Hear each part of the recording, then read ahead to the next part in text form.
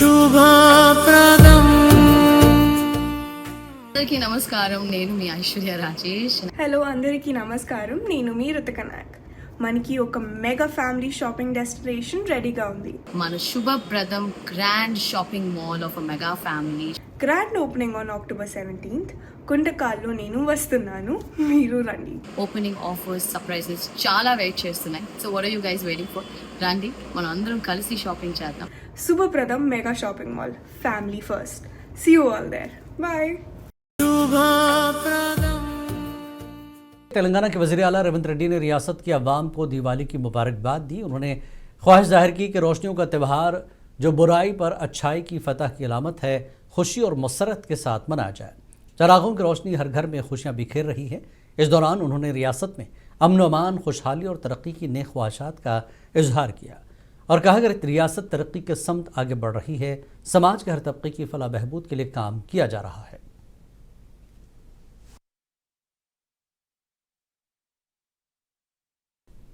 BJP के रियासती सदर एन रामचंद्र राव ने चार मीनार के दामन में वाक़ भाग्यलक्ष्मी टेम्पल में खुसूसी पूजा की। रामचंद्र राव ने अपने अहल खाना के साथ मंदिर में खुसूसी पूजा की और तेलंगाना में अमन, खुशहाली और तरक्की के लिए दुआ की। पूजा के बाद रामचंद्र राव ने मीडिया से खिताब करते हुए रियासत की अवाम को दिवाली की मुबारकबाद दी और कहा कि यह त्यौहार अच्छाई पर बुराई की फतह की अलामत है। रामचंद्र राव ने वज़ीर आज़म नरेंद्र मोदी की GST इस्लाहात का भी जिक्र किया, जो घरेलू आलात को मज़ीद सस्ता बना रही हैं।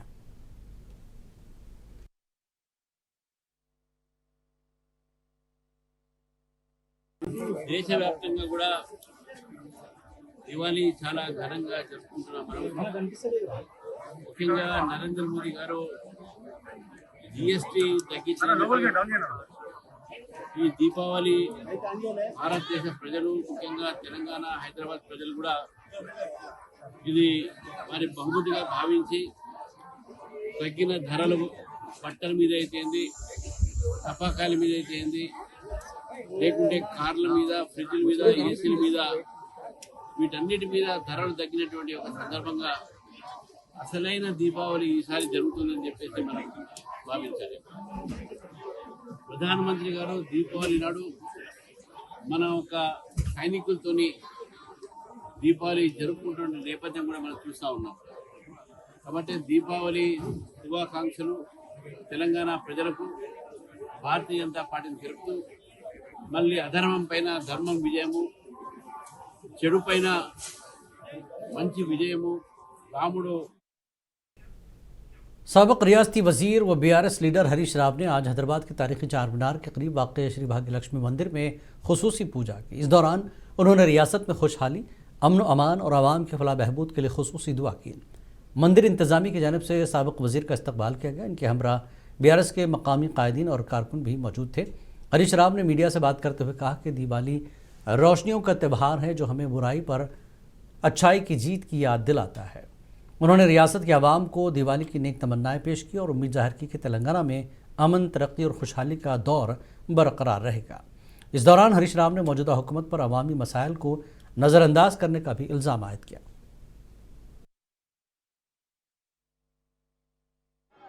దీపావళి పర్వదినాన చార్మినార్లోని భాగ్యలక్ష్మి అమ్మవారిని దర్శించుకోవడం జరిగింది। రాష్ట్ర ప్రజలందరికీ కూడా దీపావళి పండుగ శుభాకాంక్షలు తెలియజేస్తా ఉన్నాం। ఆ అమ్మవారి దయతోని రాష్ట్ర ప్రజలందరూ కూడా సుఖ సంతోషాలతో, ఆయురారోగ్యాలతో ఉండాలని, ఆ అమ్మవారు మనందరినీ చల్లగా దీవించాలని ప్రార్థించడం జరిగింది। ముఖ్యంగా హైదరాబాద్ అంటేనే ఒకప్పుడు మత సామరస్యానికి మరి ప్రతీకగా మన హైదరాబాద్ ఉండేది। చార్మినార్ లో భాగంగా భాగ్యలక్ష్మి అమ్మవారి దేవాలయం ఉండడం, హిందువులు ముస్లింలను గౌరవించడం, ముస్లింలు హిందువులను గౌరవించడం, ఒకరి పండుగను ఒకరు, ఒకరి సాంప్రదాయాల్ని ఒకరు గౌరవించుకునే గొప్ప సంస్కృతి మన హైదరాబాద్ కుంది। ఈ హైదరాబాద్ నగరం ఇంకా ఇంకా వెలిసిల్లాలని, ఇంకా అభివృద్ధి పథంలో ప్రయాణించాలని అమ్మవారిని ప్రార్థించడం జరిగింది। అయితే ఈరోజు दिवाली के मौके पर हैदराबाद के मुख्तलिफ मंदिरों में खुसूसी तकरीबात का इनकाद किया गया। इस सिलसिले में बशीरबाग में वाक़ श्री गंगा दुर्गा नागलक्ष्मी मंदिर और दीगर मंदिरों में बड़ी तादाद में अक़ीदतमंदों ने हाज़िरी दी और खुसूसी पूजा की।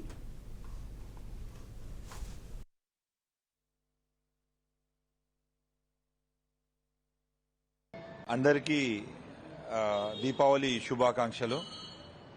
నా పేరు దేవేందర్ సముద్రాల. హైదరాబాద్ వైశ్య యూత్ అసోసియేషన్ ఇప్పుడు 2025-26 ప్రెసిడెంట్ని నేను. మాది ఆఫీస్ వచ్చేసి మన ఖైరతాబాద్లో ఉంది, ఆపోజిట్ సెన్సేషన్ థియేటర్. అండ్ మేము ఈ బషీర్బాగ్ టెంపుల్కి అరౌండ్ ఎవ్రీ దీపావళికి అండ్ నవరాత్రులకి కంపల్సరీ రావడం జరుగుతుంది విత్ ఫ్యామిలీ. అండ్ మేము దీపావళి మా ఫ్యామిలీతోని మార్నింగ్ బిఫోర్ సన్ రేస్ ముందే మేము హారతులు తీసుకుంటాము. అండ్ అది మా ఇన్లాస్ ఇంట్లో. అండ్ మళ్ళీ మా మదర్ ఫాదర్ తోని మళ్ళీ 10 తర్వాత మళ్ళీ తీసుకుంటాము. So we celebrate Diwali like this every year. And Mata blessings అందరి మీద ఉండాలని కోరుకుంటున్నా. Thank you. बीसी तबकात के लिए रिजर्वेशन को आईनी हक के तौर पर तस्लीम करने का मुतालबा शिद्दत इख्तियार कर गया है. इसी सिलसिले में आज मेदक में एक राउंड टेबल कॉन्फ्रेंस मुनक्किद हुई, जिसमें मुख्तलिफ सियासी और समाजी तंजीमों के जिम्मेदारों ने शिरकत की. इजलास में मुतालबा किया कि बीसी तबकात को तालीम, मुलाजमत, सियासत और मकामी इदारों में दिए जाने वाले रिजर्वेशन को आईनी तहफ़्फ़ुज़ दिया जाए. इस इजलास की सदारत शेख अहमद ने की, जबकि बी कुंडल रेड्डी CPM के leader, Mallesham BRS leader M Anjaneyulu, Zubair, doctor Sufi Shujat Ali दीगर ने खिताब किया.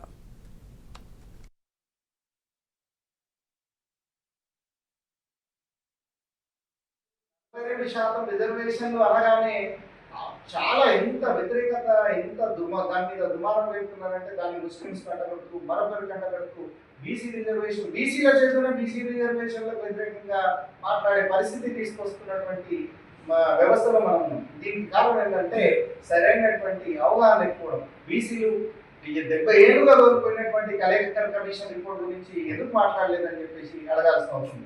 రాని వాళ్ళు ఉండి ఈ సమాజానికి బాగా వెనుకబడి మిగతా కమ్యూనిటీ అంటే 70% జనాభా కమ్యూనిటీ బీసీ, వాటి గురించి ఏం చేశారంటే ఆర్టికల్ 340ని ఆయన చేర్చారు. చేసి ఏం చెప్పారంటే దీనికి ఒక కమిషన్ వేయాలి, ఇమీడియట్ గా కమిషన్ వేసి వీళ్ళ బీసీల జనగణన చేసి వీళ్ళ జనాభా దామాంశ ప్రకారం వీళ్ళకు రాజకీయ రిజర్వేషన్ అంటే ఎమ్మెల్యే ఎంపీ సీట్లలో రిజర్వేషన్లతో పాటు ఉద్యోగాలలో కూడా వీళ్ళకి రిజర్వేషన్ ఇవ్వాలని చెప్పేసి ఆయన ఆర్టికల్ 340ని అక్కడ ఉంచి ఆయన కదిలింది. తర్వాత నెహ్రూ నేతృత్వంలోని तेलंगाना पुलिस के लिए दर्द-ए-सर बने मुलजिम रियाज का इनकाउंटर कर दिया गया है. आज दोपहर निज़ामाबाद के GGM अस्पताल में रियाज का इनकाउंटर किया गया. रियाज पर चोरी, कत्ल और दीगर कई मुकदमा दर्ज हैं.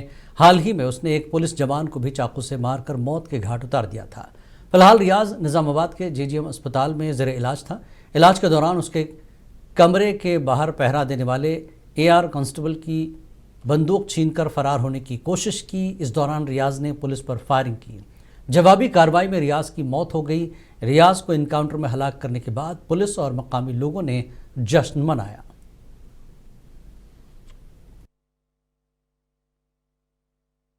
खतरनाक मुजरिम शेख रियाज जो CCS कांस्टेबल के कत्ल में मुलविस था, आज बिलाखिर पुलिस ने इनकाउंटर में मार गिराया.